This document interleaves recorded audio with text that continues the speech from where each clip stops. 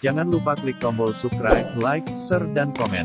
Dan nyalakan gambar loncengnya, agar kamu dapat notifikasi dari kami, jika ada video baru dari channel ini. Assalamualaikum warahmatullahi wabarakatuh. Alhamdulillahi rabbil alamin, wa bihi nasta'inu ala umurid dunya waddin. Ashhadu an la ilaha illallah wa ashhadu anna Muhammadan abduhu wa rasuluh. Allahumma salli ala Sayyidina Muhammad wa ala alihi wa sahbihi ajma'in, amma ba'd. Faqad qala Allah subhanahu wa ta'ala fi kitabil karim, bismillahirrahmanirrahim. Ya ayyuhalladzina amanu taqullaha haqqa tuqatih wa la tamutunna illa wa antum muslimun. Wahai orang-orang yang beriman, bertakwalah kalian kepada Allah dengan sebenar-benarnya takwa, dan janganlah kalian mati kecuali dalam keadaan beragama Islam. Ayat ini Jumat-Jumat dibacakan khatib. Ayat ini tiap mimbar Jumat kita dengar pekan-pekannya. Kalau di rumah ini ada pengumuman yang harus diulang-ulang tiap pekan, pasti pengumuman itu penting.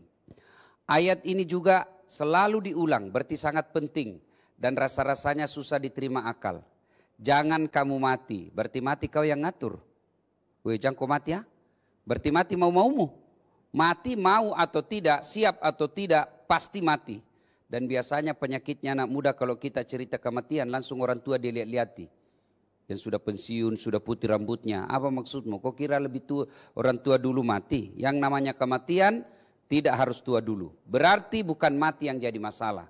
Yang jadi masalah bagaimana kondisimu mati. Itu yang jadi masalah. Illa wa antum muslimun, kecuali dalam keadaan beragama Islam. Berarti ayat ini Allah ingin informasikan, dasat kau mengaku Islam, tapi belum tentu kau mati dalam keadaan Islam. Kau mengaku KTP-mu Islam, tapi belum tentu kau mati dalam keadaan Islam. Berarti ada di antara kita matinya tidak beragama Islam. Siapa mereka? Satu di antaranya hubbi aklil haram, mereka yang suka mengkonsumsi barang haram. Saya yakin di sini tidak akan ada yang pecandu. Insya Allah tidak akan mati dalam keadaan korup. Insya Allah tidak akan wafat dalam keadaan berzina. Yang bisa potensial membuat kita mati kafir, baru saja kita makan uang haram. Uang haram yang banyak dikonsumsi bangsa Indonesia, uang pilkada. Mau pencoblosan wane piro. Nah, itu yang membuat kita bisa mengkonsumsi barang haram. Maka ayat ini selalu diulang-ulang. Jangan kamu mati kecuali dalam keadaan beragama Islam. Wa qala idzan bismillahirrahmanirrahim. Ya ayyuhalladzina amanu dakhulu fis-silmi kaffatan wa la tattabi'u khutuwatis syaitan innahu lakum aduwwum mubin. Wahai orang-orang yang beriman, masuklah engkau ke dalam Islam secara sempurna. Bukan Islam pencitraan, bukan dakwah pencitraan, bukan Islam pilkada, bukan Islam pilpres. Coba lihat politisi kalau mau dipilih. Waduh, kala-kala Ustadz Dasat penampilannya. Pakai gamis, pakai serban, keluar masuk pesantren. Begitu terpilih, tidak pernah lagi nongol di masjid. Jangan Islam seperti itu kata Allah. Islamlah secara benar. Dan janganlah engkau ikuti langkah-langkah setan. Karena sesungguhnya setan itu musuh yang nyata bagi kalian. Dan ternyata ketika saya ceramah seperti ini masih ada juga setan berkeliaran. Setannya bukan pocong. Setannya apa? Handphone. Orang sudah ceramah masih pegang handphone. Nah, setan itu mengalihkan perhatian. Bos. Dengar dulu ya, dengar ini. Tahu enggak perjuangan saya sampai ke sini? Ya, saya harus naik pesawat 2 jam. Melewati macet dari bandara. Untuk apa? Menghormati undangan acara ini. Pak Raffi Ahmad. Saya menghormati acara ini. Maka jaga juga perasaanku bos. Jadi kalau saya ceramah jantung, kau dulu pegang HP-mu. Dengar dulu kita dengar ceramah itu. Setan itu begitu kau lihat, ada WhatsApp masuk. Ada WhatsApp masuk. Balas. Itu setan agar kita tidak perhatikan dakwah. Wa qala idzan bismillahirrahmanirrahim. Innallaha wa malaikatahu yusalluna 'alan nabi ya ayyuhalladzina amanu sallu 'alaihi wa sallimu taslima. Sesungguhnya Allah dan para malaikatnya bersalawat kepada Rasulullah Muhammad sallallahu alaihi wasallam, maka wahai orang-orang yang beriman, bersalawatlah kalian kepada Rasulullah dengan sebaik-baik salawat. Sadaqallahul adzim, maha benar Allah dengan segala firman-Nya. Adik-adik sekalian, saudara-saudara sekalian, teristimewa Sahibul Bait, Raffi Ahmad beserta keluarga yang insya Allah dimuliakan dan dirahmati Allah Subhanahu wa Ta'ala. Dalam Al-Quran ada 3 perintah serangkai, yang artinya tidak boleh dilakukan yang satu kalau rangkaiannya tidak dilaksanakan. Tidak sah perintah yang satu kalau perintah rangkaiannya tidak ditunaikan. Dia harus dijalankan secara serangkai. Apa itu? Yang pertama, atiullaha wa atiur rasul. Taatlah engkau kepada Allah dan juga taat kepada Rasulnya. Artinya orang yang taat kepada Allah tapi tidak taat kepada Rasulnya, taatnya kepada Allah ditolak. Sebaliknya orang yang taat kepada Rasulullah tapi tidak taat kepada Allah, taatnya kepada Rasul sia-sia. Itu yang pertama. Yang kedua, aqimis shalah wa atus zakat. Dirikan solat, tunaikan zakat. Ini dulu yang saya mau bahas baik-baik. Dirikan solat, tunaikan zakat. Orang yang bayar zakat hartanya, zakat fitrahnya, zakat profesinya, dia keluarkan semua tiap tahun. Tapi dia tidak sholat, tidak ada gunanya. Demikian juga orang yang sholat, tapi tidak menunaikan zakat, sholatnya akan sia-sia. Saya yakin di sini semua hadir rajin puasa. Bahkan sampai sekarang pun belum ada yang lepas puasanya. Tapi saya curiga ada yang melalaikan sholat. Demi Allah, tidak ada gunanya itu puasamu kalau kau tidak sholat. Bahkan bangun satu masjid mewah tapi tidak sholat, tidak ada gunanya. Saudara-saudara sekalian, sholat itu bahasa hadisnya as-sholatu imanuddin. Sholat tiangnya agama. Tidak ada tiang, tidak ada agamanya. Tidak ada sholat, tidak ada agamanya. Bahkan Nabi dengan jelas mengatakan batas antara kekafiran dan keislamanmu adalah sholat. Ketika kalian tidak sholat, kalau kalian kafir di hadapan Allah. Kapan orang Islam banyak tidak sholat? Nih perempuan, mohon maaf. Kapan ini? Banyak tidak sholat. 1, selesai haid. Gratis 5 hari, dia tambah bonus 2. Dia bilang suaminya, kenapa belum kau sholat? Biasanya cuma 5 hari. Orang belum bersih. Masih ada ini sedikit-sedikit. Dia bilang suaminya, bohong kau tuh apa bohong? Saya kasih lihat kau. Iya toh? Paling banyak begitu. Alasan, kenapa tidak sholat? Mens. Kenapa tidak sholat? Datang bulan. Kenapa tidak sholat? Halangan. Nah, itu semua itu. Maka Allah tahu. Yang kedua, kapan perempuan banyak tidak sholat? Ketika ada pesta. Allah melarang perempuan berdandan. Tidak. Yang Allah tidak senang kalau gara-gara dandanan tidak sholat. Dia polis mukanya. Ini lurus, bengkok lagi sini. Lurus ini lagi yang bengkok. Ini lagi tebal, tipis lagi di sini. Akhirnya habis. Dikasih lebih lagi sedikit di sini. Saya bilang, kenapa dikasih lebih? Dia bilang, seperti artis Korea. Mau artis Korea baru hitam. Ayo, Allah larang dandan? Tidak. Yang Allah tidak senang ketika gara-gara dandanan tidak sholat. Apalagi kostum, jilbab. Saya ini alhamdulillah Allah takdirkan jadi penceramah. Keliling-keliling saya ceramah. Di Malaysia jilbabnya perempuan segitiga kasih peniti selesai. Brunei juga begitu. Filipina Selatan juga begitu. Saudi lumayan satu masuk selesai. Tapi begitu kita datang ke tanah air Republik Indonesia. Jilbabnya ibu-ibu jilbab sakaratil maut. Tahu jilbab sakaratil maut? Tahu jilbab sakaratil maut?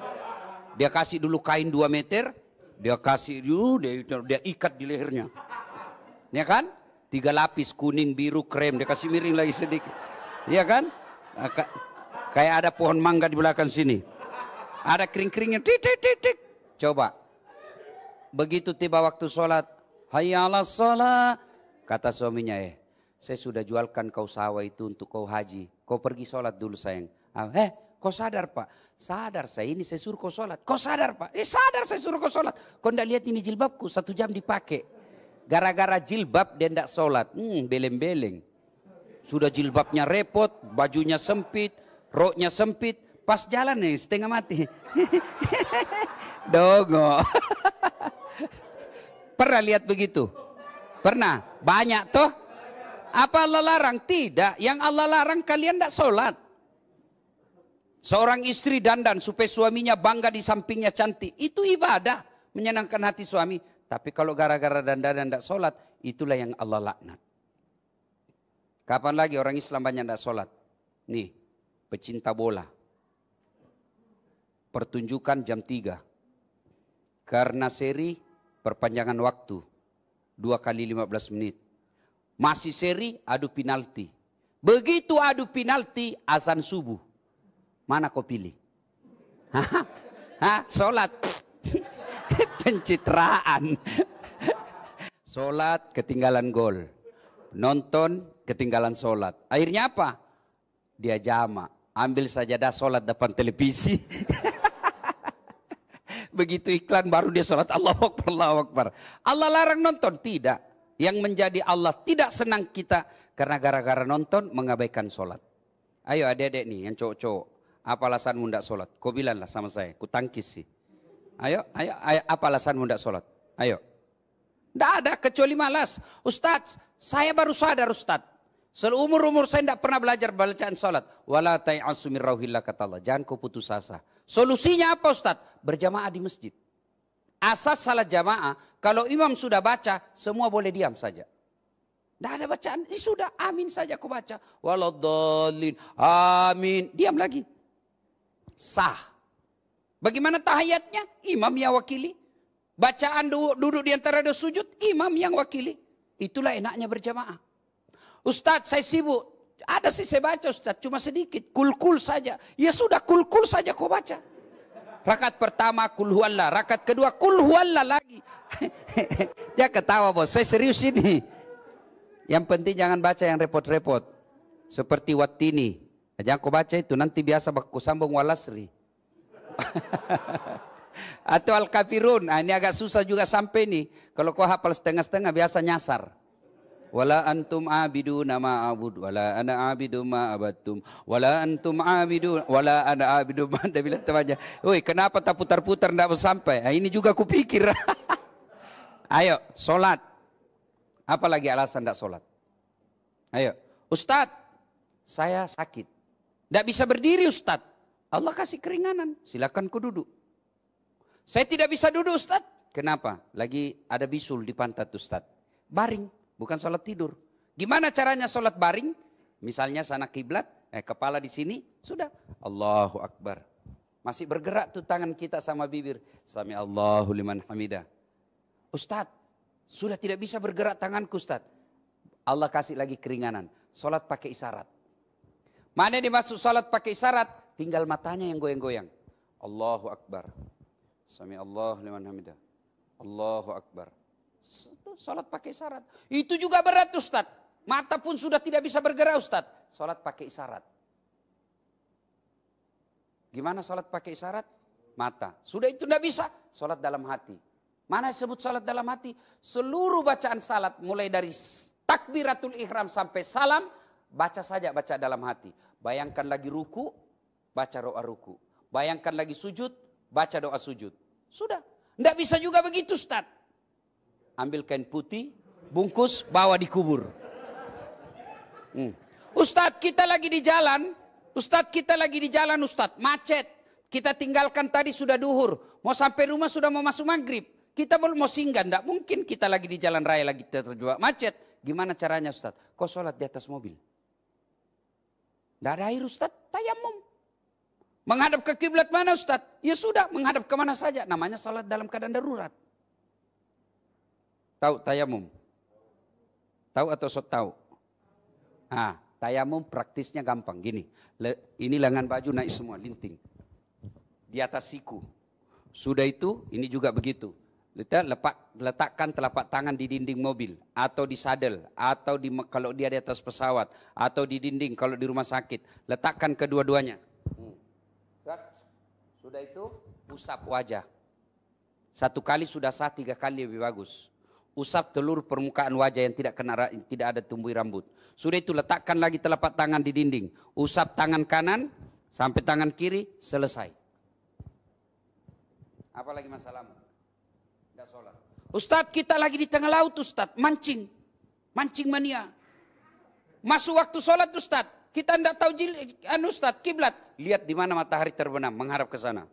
Sudah menghadap ke sana, Allahu Akbar. Tiba-tiba perahu goyang Ustadz. Ya sudah, kok tidak usah juga goyang-goyang begini. Tidak. Apa lagi? Ayo. Tidak ada alasan tidak sholat. Apa lagi? Ustadz, gagah Ustadz. Ada kalah gagah Nabi Yusuf. Kira-kira di sini Raffi Ahmad paling gagah. Tahu enggak gagahnya Nabi Yusuf? Itu Nabi Yusuf, Allah nguji tukang gosip waktu itu. Nabi Yusuf, ibu-ibu dikasih bawang dengan pisau yang tajam disuruh iris. Iris ini bawang-bawang. Sudah lagi ngiris bawang, tiba-tiba Nabi Yusuf disuruh lewat, ibarat Pragawati. Lewat Yusuf. Lewat Nabi Yusuf jalan, ibu-ibu yang ngiris bawang ini, dia tidak sadari, dia iris tangannya karena terpesona melihat wajahnya Yusuf alaihissalam. Ada kira-kira begitu di sini. Mengalihkan perhatian sampai diiris tangan gara-gara cakepnya tidak dirasa. Jangankan iris bawang, bau ketek aja lewat kita rasa. Bagaimana gagahnya Nabi Yusuf. Tapi tetap sholat. Ustadz, kuat Ustadz, olahragawan. Ada kala Nabi Musa. Itu Nabi Musa alaihissalam, kalau dia kunci badannya, tembus bulu-bulu di badannya. Kalau dia kunci lagi badannya, tak lempar sengkoknya. Kalau dia berkelahi, belum sampai tinjunya sudah jatuh musuhnya. Tapi dia tetap sholat. Ustadz, saya sakit Ustadz. Ada kala sakitnya Nabi Ayub. Ayub alaihissalam seluruh anggota tubuhnya dimakan ulat. Tapi beliau tetap sujud beribadah kepada Allah. Kita baru sariawan, tidak sholat. Kalau kau sariawan, salat sariawan kau.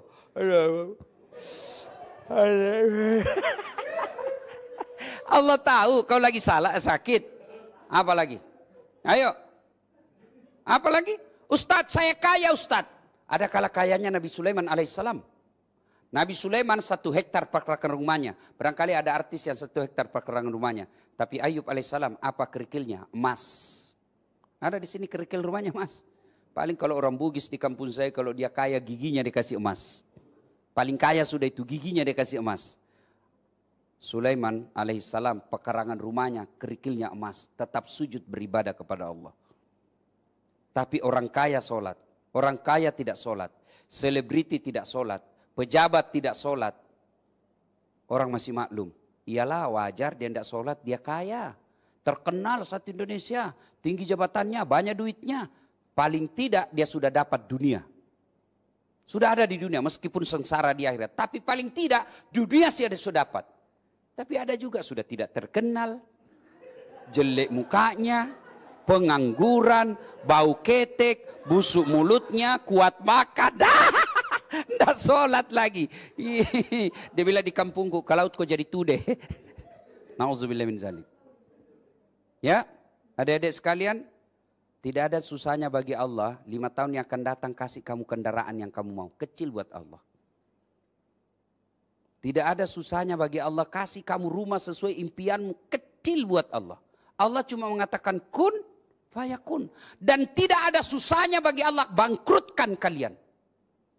Tidak ada susahnya Allah bagi Allah hancurkan kamu miliki. Kecil buat Allah. Belajar dari sejarah-sejarah yang diceritakan Quran. Adik-adik bisa tidak tidur 2 hari tidak pernah bangun? Kalian tidur 2 hari 2 malam tidak pernah bangun, bisa? Bisa? Tidak mungkin. Tapi kalau Allah yang mau, jangankan 2 hari, 309 tahun tidur tidak pernah bangun. Siapa? Ashabul Kahfi. Tidak masuk akal, tapi kalau Allah mau, jadi. Adik-adik akhwat. Bisa tidak hamil tidak pernah disentuh laki-laki? Ilmu kedokteran mengatakan tidak mungkin. Tapi kalau Allah yang mau, tidak ada susahnya buat Allah. Siti Maryam, wanita suci, tidak pernah disentuh laki-laki, melahirkan Isa alaihissalam.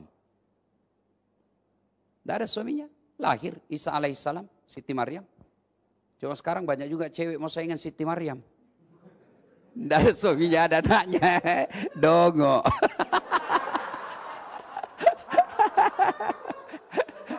Ya kan? Kalau Allah yang mau, kecil. Adik-adik sekalian, Bisa enggak manusia dibakar hidup-hidup tapi masih tetap hidup? Tidak mungkin menurut ilmu fisika dan ilmu kedokteran. 80% kena api mati itu menurut ilmu. Tapi kalau Allah yang mau, Ibrahim alaihissalam dibakar dalam api yang sangat besar, keluar kedinginan. Kalau Allah mau, kecil buat Allah. Pernah lihat sungai atau got? Sering. Ya toh? Coba lihat kalau ada got, simpan kayu di atasnya atau kertas. Kalau airnya di got itu mengalir ke kanan, hukum fisikanya pasti benda yang ada di atasnya mengalir ke kanan. Kalau tidak ada mesinnya. Sungai Nil, airnya mengalir ke kanan. Petinya Nabi Musa karena takut ibunya akhirnya dihanyutkan anaknya karena takut didapat Fir'aun. Dihanyutkan Musa kecil. Air mengalir ke sungai Nil mengalir ke kanan. Petinya Nabi Musa tanpa mesin mengalir ke kiri masuk ke rumahnya Fir'aun laknatullah alaih. Kalau Allah yang mau tidak ada yang mustahil. Gimana? Bagaimana saya bisa haji Ustadz? Jangan pikir bagaimana kau bisa haji. Bagaimana saya bisa sembuh? Jangan pikir bagaimana bisa sembuh. Biarkan Allah yang cari caranya. Apa yang kalian pikirkan? Dekati Allah. Pacari Allah. Gimana dekati Allah? Salah satu yang paling konkret, sholat. Tidak mungkin Allah sengsarakan hidupnya orang yang baik sholatnya. Itu Ustaz tidak pernah sholat, hidupnya mewah-mewah. Itu tidak pernah sholat, bagus dia punya dunia. Itu menurutmu. Tapi belum tentu kau tahu apa yang dialami dalam hatinya. Belum tentu kau tahu apa yang dinikmati dalam kehidupan sehari-harinya. Ada orang banyak duitnya, tapi Allah titipkan penyakit dalam hatinya, penyakit dalam dirinya, duitnya miliaran, dilarang makan nasi. Apa enaknya? Kita ini perut bugis dilarang makan nasi. Biar makan saya ini perut bugis, biar kau kasih roti 2 baskom, ndak ketemu nasi, ndak goyang perut saya. Ini duit miliaran, dilarang makan nasi, dilarang makan gula, dilarang makan garam, dilarang makan daging, dilarang makan berlemak, semua dilarang. Apa aja bisa dimakan? Ubi rebus. Duitnya 10 miliar hanya bisa makan ubi rebus. Begitu dia ke dokter, apa kata dokter? Pak, selama Bapak ini jarang kena matahari. Dari rumah ke kantor, mobil, semua per AC tidak pernah kena matahari. Mulai besok Bapak keliling di komplek, jogging ya, jangan pakai baju. Jangan pakai celana panjang Pak, celana pendek aja. Jangan pakai sendal, jangan pakai topi Pak, bungkus plastik tipis. Jalanlah dia tidak pakai sendal, tidak pakai baju. Apa bedanya sama gembel? Kalau Allah mau menghinakan manusia sekejap saja. Ada orang mobilnya harga miliaran tapi tidak tenang di atas mobil. Baru 2 menit di atas, hati-hati, mati kita. Kiri. Apa? Itu sudah azab Allah. Ingat, ada bedanya nikmat dengan azab. Ada orang banyak duitnya menurut kita, tapi ada azab di dalamnya. Ketika apa? Ketika harta yang kita miliki tidak mendekatkan diri kepada Allah. Ini yang disebut dalam konsep kita istidraj. Ada orang banyak duitnya, tapi ibaratnya istidraj itu pancing. Tahu pancing dek? Pancing mania. Ujung kail itu apa isinya? Ujung kail. Umpan. Itu umpan untuk nyenangin ikan atau tidak? Pancing, namanya dipancing. Kau makan, masuk pancing, masuk kail, trak. Begitu sudah masuk kail di mulutnya, ikan sudah bisa dibayangkan. Tarik naik ke daratan, sudah bisa dibayangkan nasibnya. Bisa dipepes, bisa dibakar, bisa dibanting. Begitulah orang yang diberi nikmat oleh Allah tapi tidak pandai mensyukurinya.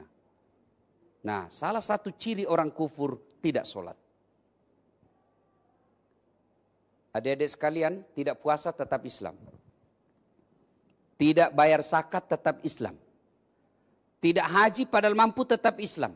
Tapi ketika tidak sholat, Al-Quran sudah jelas. Al-Fat 29. Muhammad Rasulullah. Walladzina ma'ahu. Asidda'ul al-kuffar. Ruhama'u bainahum. Tarahum rukka'an sujjada. Yabtaguna fadallah minallahi wa ridwana. Tanda orang Islam itu kata Allah. Rukka'an sujjada. Kamu lihat mereka ruku dan sujud. Kenapa sholat penting? Karena sholat adalah puncak penghambaan kepada Allah. Artinya apa Ustaz? Adik-adik semua kan pernah umroh. Tawaf boleh sambil nyanyi? Labbaik Allahumma labbaik. Labbaik la syarika laka labbaik. Boleh, tetap sah. puasa, nunggu beduk maghrib sambil nyanyi, boleh. Bahkan boleh sambil dagang. Bagaimana kalau ngabuburit? Sah atau batal? Batal. Karena kamu ngabuburit sambil ngopi. Ya, saudara-saudara sekalian. Kemudian haji, tawaf, sa'i, boleh dengan kegiatan lain. Bayar zakat sambil nyanyi, boleh. Insaflah, wah Ustadz ini zakat saya. Wahai manusia, ini 2 orang saya. Bila diri, boleh sambil nyanyi. Tapi sholat, tidak boleh ada kegiatan lain kecuali menghamba kepada Allah. Tidak bisa kamu sholat. Allahu Akbar. Begadang, jangan begadang. Pasti batal sholat. Kenapa? Karena sholat tidak boleh ada kegiatan lain kecuali menghamba kepada Allah. Ini satu. Ya, perintah pertama tadi. Ati Allah wa ati Rasul. Yang kedua, aqimis salah wa atuz zakat. Dirikan sholat. Ya, saudaraku Rafi Ahmad, perhatikan zakat. Ketika zaman Nabi dan para khalifah bicara soal zakat, itu dibentuk pasukan densus untuk menagih zakat. Kalau dia tidak mau bayar zakat, diperangi. Zakat hati-hati. Jangan sampai berpikir, saya yang setengah mati, saya siang malam berpikir bagaimana cara memajukan perusahaan, ada hasilnya. Enak aja kamu dapat minta-minta zakat. Oh, hati-hati. Ada pernah saya tanya, kenapa tidak bayar zakat? Susah hitungnya Ustadz. Pajak aja aku punya konsultan pajak, padahal itu pajak dikorupsi sama pejabat. Kenapa untuk masa depan kita, marwah umat Islam, masa depan kita tidak bayarkan zakatnya. Perhatikan zakat. Dan tidak ada orang bangkrut, penuh hidupnya musibah, bencana kalau dia rutin bayar zakatnya. Saya ilustrasikan hidup ini ibarat mendaki gunung. Kalau adik-adik mendaki gunung, senang enggak bawa beban-beban yang berat? Enak enggak kalau lagi mendaki gunung, lalu bawa beban yang banyak? Bisa? Enggak nyaman kan? Iya. Begitu juga hidup ini. Mendaki kan bagus. Ada koper saya. Ini dan lain sebagainya. Titip. Bawakan saya. Titip ini. Nanti saya ambil di atas. Di mana kita titip? Yatim, piatu, fakir, miskin, mu'a'a, amil, mu'allab. Titip. Saya ambil di atas. COD namanya. Iya, jangan bawa sendiri, repot. Maka bayar zakat. Kalau orang tidak mau bayar zakat, maka itu akan mengotori hartanya. Adik-adik, saya kasih ilustrasi sederhana. Ini air putih, bersih, suci. Boleh minum? Boleh. Inilah penghasilan kita siang malam cari nafkah. Halal. Kita boleh minum. Tapi di dalam air ini ada haknya fakir miskin yang harus kita keluarkan. Itulah zakat harta. Kalau dia tidak dikeluarkan, ibaratnya, mohon maaf. Adik-adik, celupkan di toilet, kloset, ada air kan di situ? Tidak usah yang ada kuningnya, yang masih putih. Sudah disiram itu yang kuning. Keluar. Tiba-tiba adik-adik masukkan celupkan tangan di kloset itu, ambil angkat, lalu teteskan 1 tetes saja. Tidak usah 5 tetes. 1 tetes saja masuk dalam air yang suci ini. Masih mau minum? Tidak. Begitulah harta yang tidak ditunaikan zakatnya. Dia mengotori. Akhirnya apa? Harta kita kasih anak kepala batu. Kasih istri suka ngomel. Kasih istri itu duit, istri lebih hebat pengawasannya daripada Satpol PP. Ada juga itu istri begitu. La haula wala quwata illa billah. Baru pulang HP dipenuh. Kita kalau jalan tinggal di rumah dibilang malas. Baru 1 jam dia nelpon. Di mana kau? Di kantor. Di mana? Video call, astagfirullah. Ada juga begitu ya. Akhirnya ya kita bohong-bohong lah sedikit. Tidak ada orang jago di depan istri. Hancur semua kita bos. Biar ustad. Bukan kita tidak mau ribut. Tapi bukan takut sama istri. Tidak mau ribut kita. Dan itu istri ahli sejarah. 1 kali aja kita pelanggaran. Dia ingatnya terus itu. Sudah dia bertanya dituntas itu pertanyaan 1, muncul pertanyaan 2. Sudah dijelaskan yang 2, muncul lagi pertanyaan 3. Sudah selesai semuanya dia bilang, itu 4 tahun yang lalu. Sudah clearin 4 tahun yang lalu. Dia ulang lagi. Itulah istri, ahli sejarah. Jadi kalau istri ngomel tidak usah dilayani. Gimana caranya? Minum obat tidur. Selesai. Tapi juga ibu-ibu jangan suka ngomel deh. Capek kita jadi laki-laki kalau ngomel terus. Nah, ada juga itu tukang ngomel. La haula wala quwata illa billah. Pernah dengar kisahnya itu yang istrinya didorong masuk ke sumur? Ya kan? Ya kan?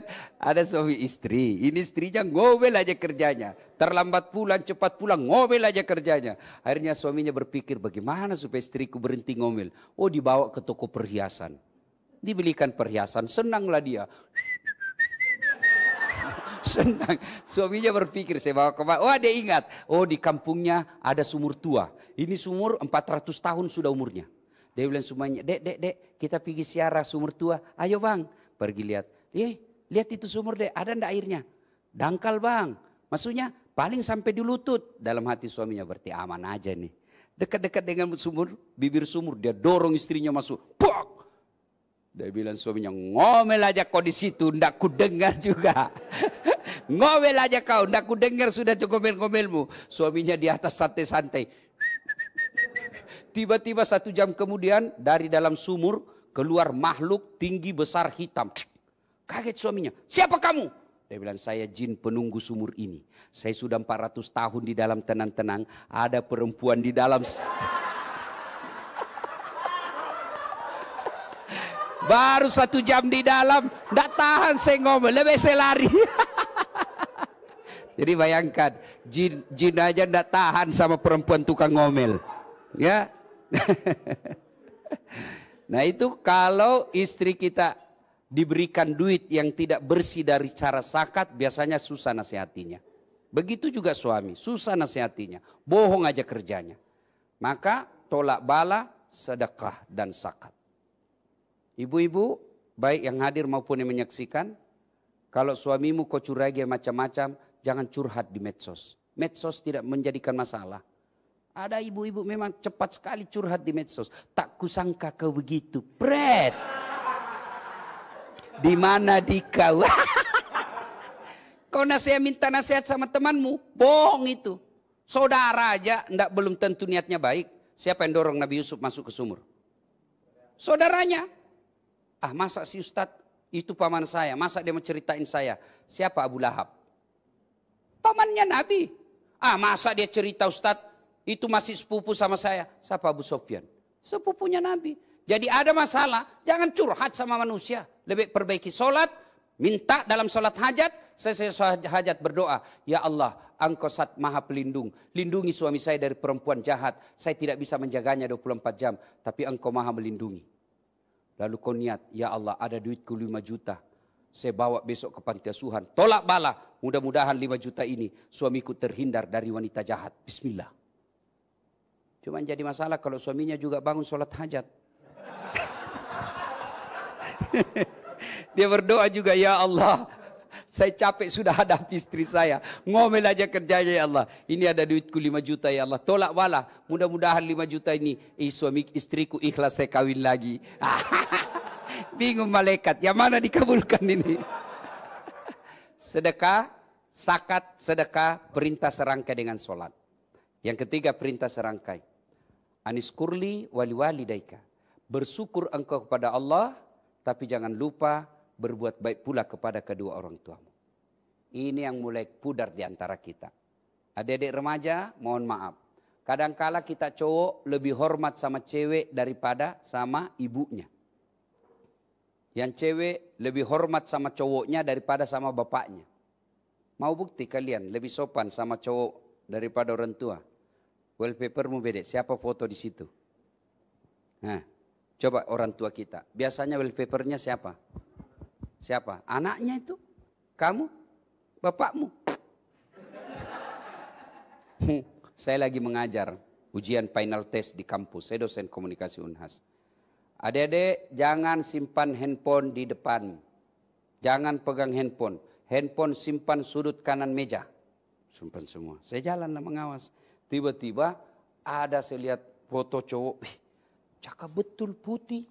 Saya lihat cowoknya, ceweknya enggak. Artinya enggak seimbang ya kan. Ya kan? Ini bukan langit dan bumi, langit dan dasar sumur.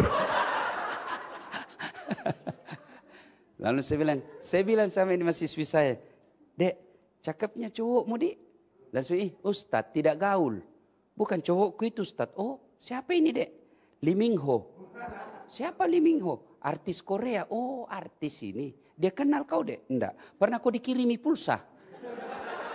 Enggak. Pernah kau di miss call? Enggak. Dongo ini. Hapus itu. Untuk apa kau simpan sini? Hapus. Pasang fotonya bapakmu. Bapakmu yang sekolahkan kamu. Bapakmu yang antar jemput kamu. Hapus itu. Ganti fotonya bapakmu. Emosi saya. Dia bilang, tunggu dulu Pak Ustaz. Dia carilah fotonya bapaknya. Dia bilang, oh sudah kuhapus Ustaz. Dek, tidak ada kejayaan dan kebahagiaan bagi mereka yang durhaka kepada orang tuanya. Percaya itu. Enggak mungkin. Ridallah fi ridal walidain, suktillah fi suktil walidain. Ingat kisahnya Jurais. Pemuda yang taat sekali beribadah. Dihukum oleh Allah hanya karena apa? Lagi sholat sunnah. Sholat sunnah. Dipanggil ibunya tidak menjawab. Dihukum oleh Allah. Dipermalukan satu kampung. Lagi sholat. Sholat sunnah. Hukumnya. Sholat sunnah. Hukumnya sunnah. Menjawab panggilan ibu. Hukumnya wajib. Maka adik-adik sekalian, kalau kau dipanggil ibumu sementara sholat, tetap wajib kau jawab panggilannya. Cuma cara menjawabnya beda. Kalau laki-laki dipanggil sama ibu, das'at, Allahu Akbar. Begitu cara jawabnya. Tapi kasih tahu dulu ibumu. Mak, besok-besok kalau saya dipanggil, saya panggil Allahu Akbar. Berarti saya lagi sholat. Karena kalau tidak, nanti dibilang kau kurang ajar. Das'at, Allahu Akbar. Kurang ajar, dia takbir. Itu kalau laki-laki. Kalau perempuan bagaimana? Dia bertepuk. Fatimah. Begitu. Panggil lagi, Fatimah. Tapi beritahu dulu. Besok-besok ibu panggil saya bertepuk. Berarti saya lagi sholat. Jangan juga kau kunci kamarmu. Fatimah. Padahal dia lagi baring-baring. Dua dosamu. Kau mengkhianati ibumu. Ya. Itu betapa pentingnya. 7 Rais. Banyak kejadian-kejadian yang memberikan pelajaran buat kita. Allah muliakan anak yang memuliakan orang tuanya. Dan Allah menghinakan anak yang menghina dan tidak berbuat baik sama orang tuanya. Ingat kisahnya Salman Al-Farisi. Lagi tawaf, di belakangnya ada Nabi. Tawaf kan kelihatan pundak. Nabi penasaran, kenapa ini pundaknya Al-Salman kayak disiram air panas. Selesai tawaf dipanggil, Tal, sini dulu Salman. Kenapa itu pundakmu? Ya Rasulullah, saya baru saja menghajikan ibu saya. Saya kan orang miskin, ibu saya mau haji. Saya tidak punya budak, tidak punya kereta, tidak punya kuda, tidak punya onta. Saya pikul itu kasihan mamaku. Dari pundak saya, bayangkan. Madinah ke Mekah kurang lebih 500 km. Dia pikul ibunya. Nanti dia lepas, makan, minum, dan sholat. Selebihnya ada di pundak saya. Maka melepuh, saya punya pundak ya Rasul.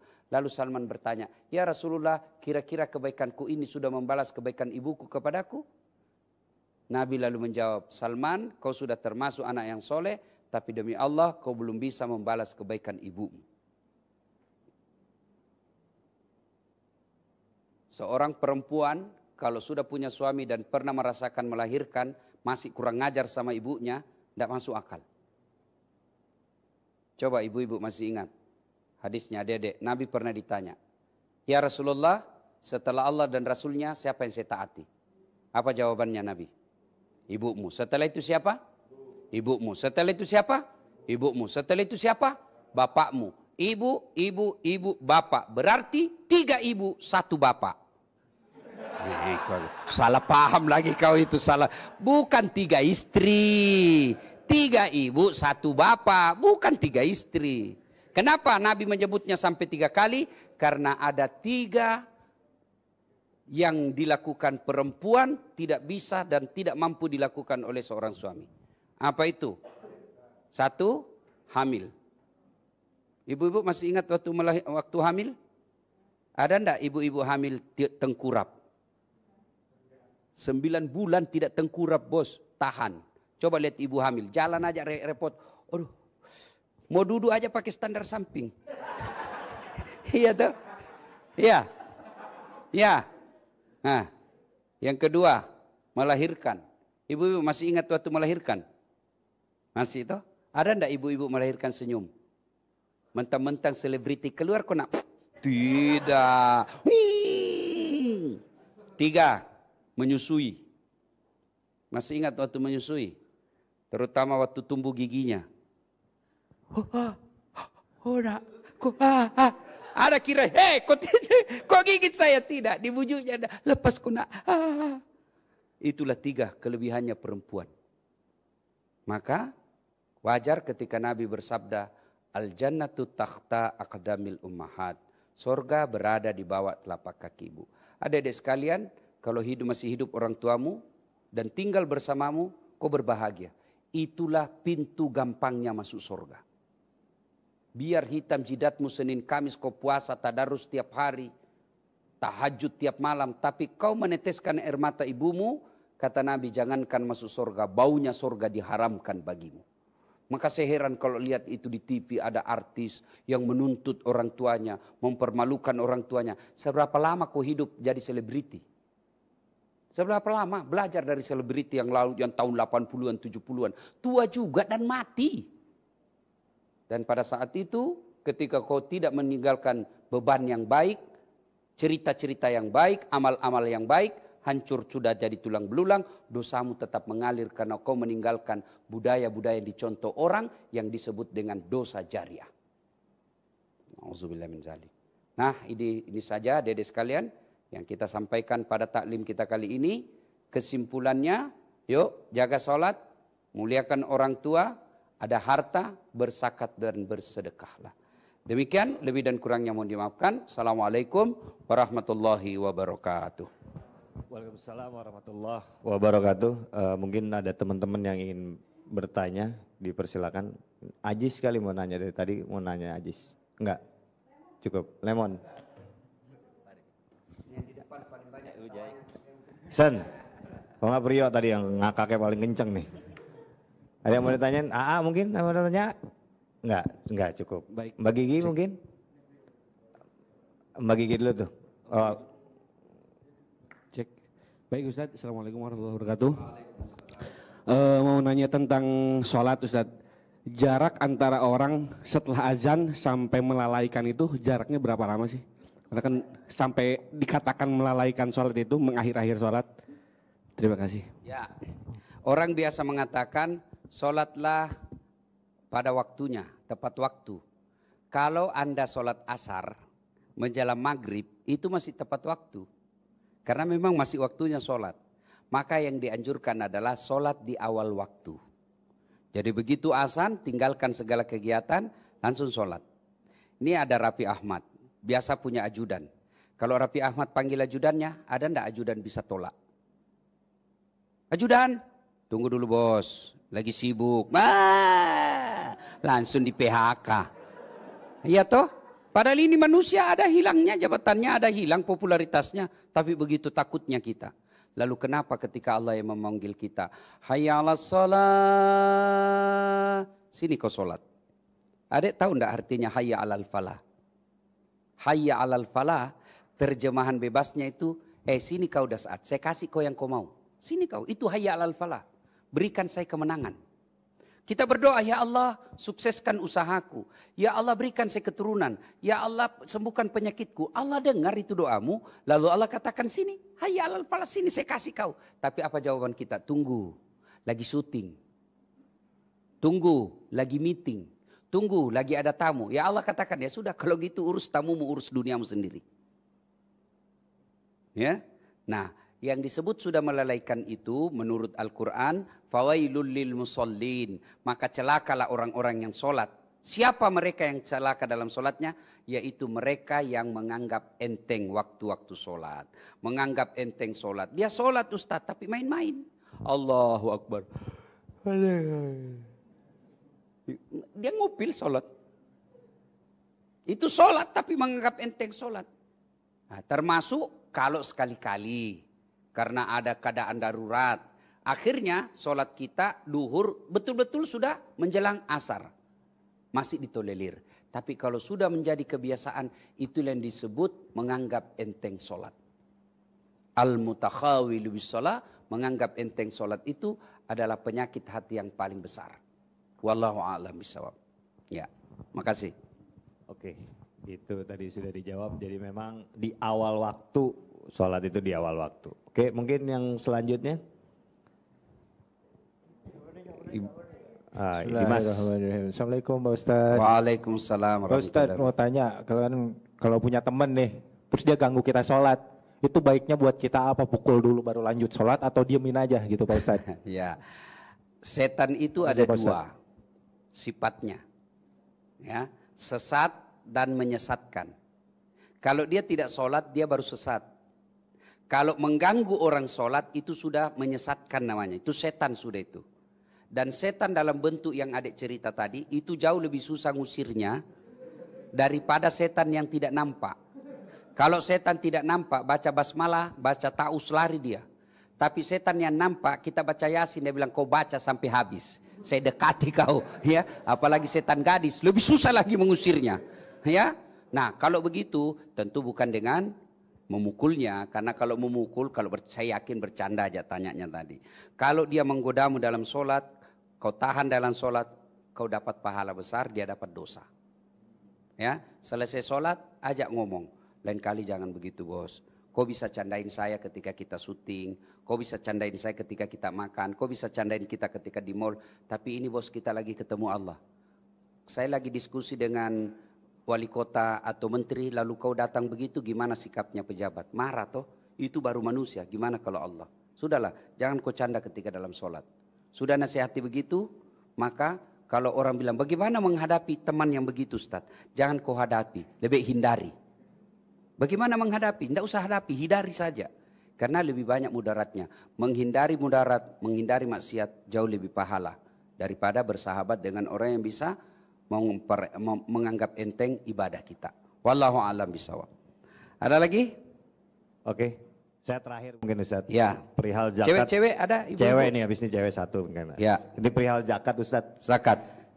Kita belum tahu hitungannya, kita baru dengar hari ini bahwa zakat itu ternyata seperti tadi air, kalau kita celupin tangan di WC kita itu jadi merusak semuanya.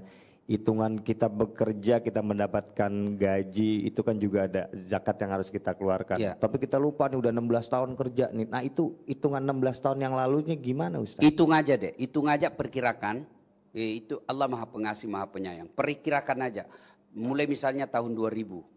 Berarti 22 tahun.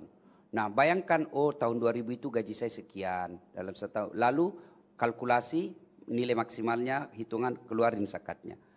Kalau tidak bisa tahun ini, yang penting cicil. Misalnya, oh dari 2020 tuh, dari 2000, kira-kira zakat saya yang wajib saya keluarkan 200 juta. Kalau saya keluarin sekali sekarang 200 juta, beban ekonomi saya goyang. Allah juga tidak menghendaki kita seperti itu. Mungkin kita bayar tahun ini 20 juta, tahun depannya lagi kita keluarin lagi. Dan percaya Allah pasti ganti berkali lipat. Tidak ada orang bangkrut gara-gara bayar zakat dan sedekah.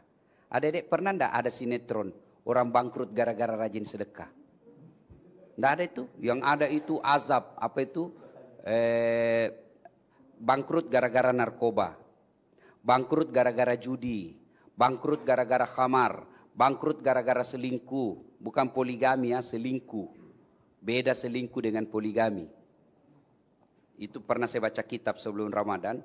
Tapi hadisnya bukan bahasa selingkuh, tapi maknanya selingkuh. Siapa yang selingkuh sekali hancur amalnya 40 tahun. 40 tahun bos. Baru kau 2 kali 1 bulan. 80 tahun, kau meninggal 70 tahun. Masih 10 tahun dosamu. Maka Nabi berwasiat, kalau kau lihat perempuan di jalan, segeralah kau kembali ke rumahmu. Karena apa yang dimiliki di jalan itu persis sama dengan apa yang ada di rumahmu. Coba. Nah, cuma yang biasa juga selingkuh ini terjadi karena perempuannya juga menggoda. Kita ini saya keberatan sekali tuh kalau selalu dibilang laki-laki pemicu. Tidak sama. Perempuan juga begitu. Maka agama mengajarkan laki-laki jaga mata, perempuan jaga akhlak. Biar kami setengah mati jaga mata, kalau perempuan berkeliaran pancing-pancing kita, hancur amal bos. Dia bilang mahasiswaku, kenapa dilihat Ustaz? Ya pasti dilihat lah. Kau sembunyi aja dicari. Apalagi kalau kau sudah pamer. Maka yang terbaik kerjasama. Kami jaga mata, tolong kalian cewek jaga akhlak. Kita keluar dari rumah, sholat duha, ngaji beberapa ayat, zikir beberapa saat. Baru kita 10 meter dari rumah, hancur kita punya semua zikir. Sebelah kanan ketek, di depan dada, belakang kiri pantat, hancur semua Pak, dikepung kita Pak. Maka yang baik kita bekerja sama deh ya. Nah, mohon maaf karena kalau dunia entertain seperti itu ya. Tapi sampai kapan kita mau begitu? Dan ingat ini, mohon maaf saya harus sampaikan kepada teman-teman, saya cinta kalian karena Allah. Kalau ada sifat-sifat maksiat yang dipublikasi, lalu orang ikuti, meskipun Anda sudah wafat, selama model itu diikuti orang, selama itu yang mempromosikan dan memperkenalkan, mengkampanyekan, mempromosikan, dapat kiriman dosa dari orang yang melakukan. Maka keterlaluan, ya sudahlah. Kalau ada orang saya lihat sudah kaya, sudah ada, masih juga kampanye maksiat. Tidak bersyukur, ingat pancing. Tapi dia tetap kaya Ustaz, tetap aja banyak. Itu yang disebut istidraj. Ada orang justru di kemiskinannya Allah cinta sama dia. Ketidakpopulerannya justru Allah cinta sama dia. Saya tidak mau menyebut nama ya. Ada kan itu seleb, politisi masuk penjara. Keluar penjara, alhamdulillah hafal Quran. Jauh lebih mulia itu daripada mereka yang berkeliaran tidak ketahuan aja maksiat yang dilakukan. Nah, ibu bapak, saudara-saudara sekalian, itu saja cukup ya. Soal zakat ini jangan anggap remeh. Saya kasih lagi ilustrasi soal zakat. Anda beli buah, apa semua dimakan? Enggak toh? Jangan mentang-mentang ini duitku Ustaz. Saya beli buah, mau-mauku. Beli pisang. Duit kita. Tapi begitu sampai itu pisang di rumah, kau makan semua. Enggak toh? Apanya yang dibuang? Kulitnya. Kalau tidak bayar zakat, itulah makan pisang dengan kulitnya. Pisang masih enak bos. Durian. Makan kau itu dengan durian kulitnya. Ini adik-adik nih yang cantik-cantik, yang rumah-rumah biasa, perempuan. Beli baju, beli kain, bikin baju. Duitmu. Halal, duitmu itu 100% halal, beli kain, bikin baju, semua kainnya kau pakai. Enggak toh, ada dibuang kan? Gunting yang dibuang itulah zakat dan sedekah. Ya. Ibu bapak saudara-saudara sekalian, pada akhirnya mari sambut Ramadan ini. Kalau ada pernah kesalahan yang kita lakukan, ada khilaf yang kita lakukan, wala ta'yasu min rauqillah. Jangan putus asa, Ramadan inilah tempat melebur dosa dan kesalahan. Bagaimana cara bertobat di bulan Ramadan ini? Adik-adik nih, 1, puasa. Puasa yang baik otomatis menggugurkan dosa. Man shoma ramadana imanan wa ihtisaban ghufira lahu ma taqaddama min zambihi. Siapa yang berpuasa di bulan Ramadan, Allah ampuni dosanya yang telah lalu dan akan datang. 1. Cara bertobat di bulan Ramadan yang kedua ini perbanyak istighfar. Nashhadu alla ilaha illallah wa nastaghfirullah nas'aluka ridhaka wal jannah wa na'udzubika min sakhatika wan nar. Kapan ucapkan? Jelang buka. Adindaku sekalian, jelang buka itu doa mustajab. Allah malu tidak mengabulkan doanya orang yang jelang buka puasa. Dan setan tahu, maka disibukkan kita dengan film-film dan sinetron-sinetron TV. Akhirnya menjelang buka makin baik juga itu acara. Padahal di situ waktu mustajab berdoa. Nah, maka menjelang buka puasa, ambil wudhu, hadap kiblat, pakai baju yang bagus, pakai parfum, menghadap kepada Allah, istighfar. Di situ tempat paling bagus bertobat. Kemudian yang kedua, perbanyak salat sunat taubat. Sholli sunnatal taubat raka'ataini lillahi ta'ala. Saya niat salat sunat taubat 2 rakaat, sunnah hukumnya bagi saya lillahi ta'ala. Tidak hafal itu, pakai bahasa Indonesia. Saya niat salat sunat taubat 2 rakaat, sunnah hukumnya bagi saya lillahi ta'ala. Allahu Akbar. Tidak hafal juga bahasa Indonesianya. Jangan putus asa, ambil jalan pintas, berdiri tegak menghadap kiblat, baru kau bilang saja begini. Tuhan, salat sunat taubat ya. Allahu Akbar. Sudah, boleh. 2 rakaat berikutnya Tuhan masih seperti yang tadi. Allahu Akbar. Boleh. Kapan sujudnya? Kapan tobatnya? Sujud terakhir. Tapi jangan dilafazkan. Kalau Imam Syafi'i jangan lafazkan ketika tobat sujud terakhir. Ya Allah, maafkan saya. Tadi saya di studio, saya hilap ya Allah. Saya pegang tangannya sekretarisku.